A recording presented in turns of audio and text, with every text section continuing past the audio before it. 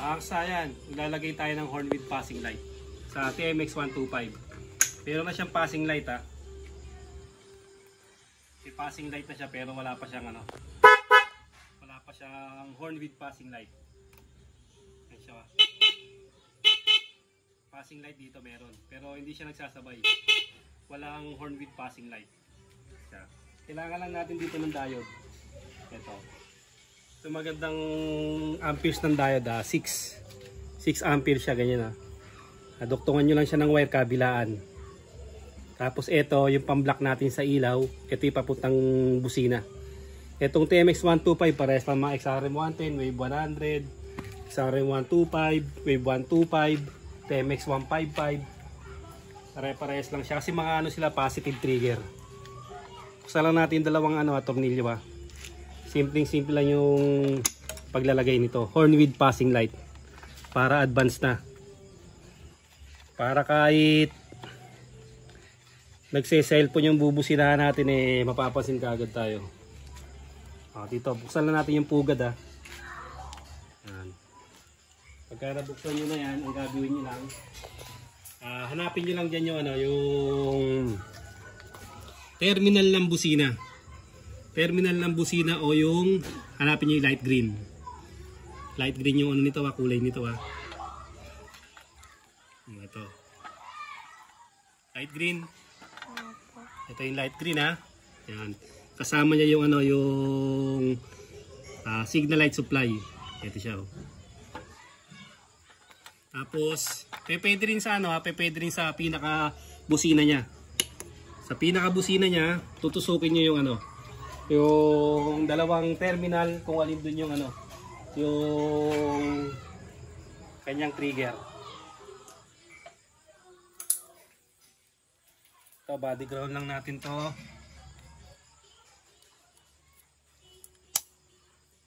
Body ground, testing natin kung meron. Okay, meron. Tapos buksan natin siya. Hanapin natin yung yung light green. Tusukin natin yung light green. Dapat hindi siya umilaw Pag tusok natin sa light green, dapat hindi siya iilaw. Iilaw lang siya pag pinindot natin yung busina. Ayan siya Iilaw lang siya pag pindot natin ang busina. Yan. Ibig sabihin, ito yung ating trigger. Ito yung trigger ng busina, yung light green. Dito natin ilalagay yung yung walang marking ng diode. Tapos hanapin niyo yung yung headlight nyo. Sa may headlight, may makikita kayong puti at blue. Yan siya Puti at blue at green. Pwede kayo maglagay sa low beam, pwede sa high beam, depende sa gusto nyo Siyempre pag high beam mas mahaba yung yung ating passing. Mas mahaba yung passing natin pag ang nilagyan natin ay yung high beam. Ito siya yung kulay blue. Diretsuin natin dito. Iba na kasi yung kulay. Ito. Kulay blue. Yan siya Yung kulay blue, ito yung diode natin. Maliit lang pala yung kailangan natin. Sa may kulay blue na yon, dito naka-block yung diode natin Yan siya. Ilalagay natin sa kulay blue. Ito yung diretso ng blue. Pag diretso nyo ito. Iba na kasi yung yung wire nya. Pero ito yung high beam, yung kulay blue. Yung low beam, pwede rin kayo maglagay doon. Sa may kulay yellow. Kasi dual color yung nito headlight. Mas maganda kasi pag horn with passing light. Yan siya Meron natin putulan yan. Ito yung may lining na gray sa 6 amperes. Yan, kitang-kita ang laki. Lagay natin dyan. Kasi pag nabaligtad yan, pag bukas nyo pa lang ng susian, bumubusina kagad pag nabaligtad. Yan Tapos, yung light green. Yung light green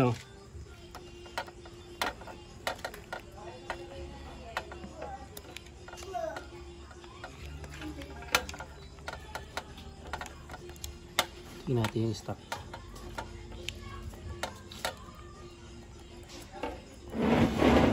Ayun. Itong light green na to, ang tinutumbok niya ay ayun yung kulay black.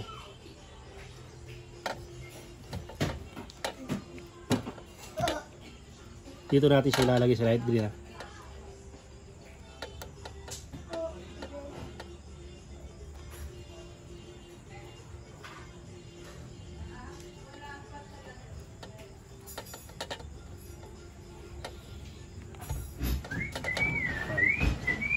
Tapos testing na natin kung gagana na. Ito yung dating passing natin ha. Yung dating passing natin kasi ito na yung Hornbeat passing light natin. Hindi wala, baka baliktad pero hindi naman siya bumusina. Ito, tapos ito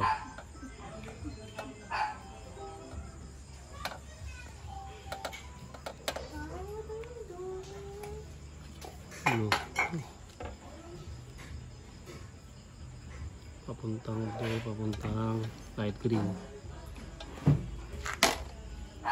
Yun. Kasaya no. Ayos lang natin muna yung ano. Yung pag hindi lang siya masyadong ano ha. Hindi lang siya masyadong nakakontak.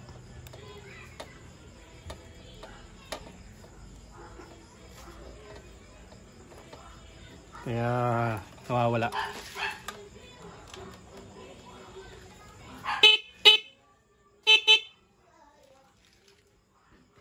Yung passing niya. Yan. Ito na yung Hornbeat passing. Pag nilagay nyo to sa kulay ano, sa kulay dilaw, dilaw naman yung magiging passing nyo ha. Ito, hindi nyo pala itong gagalawin itong isa. Ito isa oh. Ito isa yung gagalawin nyo ha. Pag gusto yung yellow yung inyong passing. Yung low beam kasi pwede rin naman siya.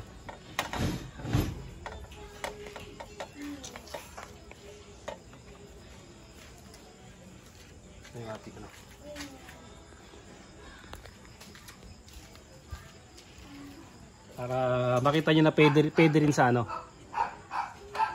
Pwede rin sa low beam.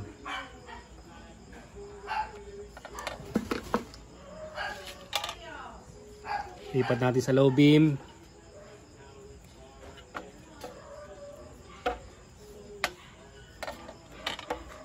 Pag bumusina tayo. Ayan siya. Dilaw naman yung magiging ano niya. Bukan natin kung gagana yung ating ano loud horn. Ayan. Kahit may loud horn tayo, may passing tayo. Mamimili lang kayo dyan kung ano yung ano ganun lang kasi yung paglalagay, mamili lang kayo dito sa kulay blue or kulay white kung ano yung ipapassing nyo sa kanya. Naka dual horn tayo kaya parehas siyang may passing. Hanggang dito na lang mga kasayan. Salamat sa panonood.